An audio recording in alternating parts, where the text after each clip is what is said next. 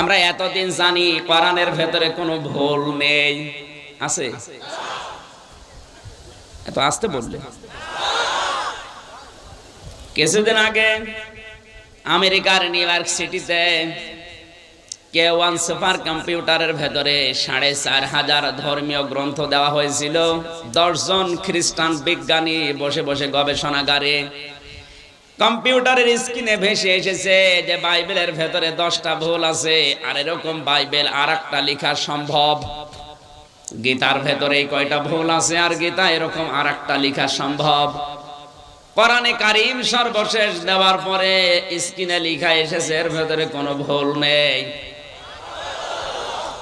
আমি শেষ পর্যন্ত বলি, ভুল নেই, কিন্তু এরকম কিতাব আর একটা লেখা সম্ভব। আপনি নাউজুবিল্লাহ বলে ধরছে না?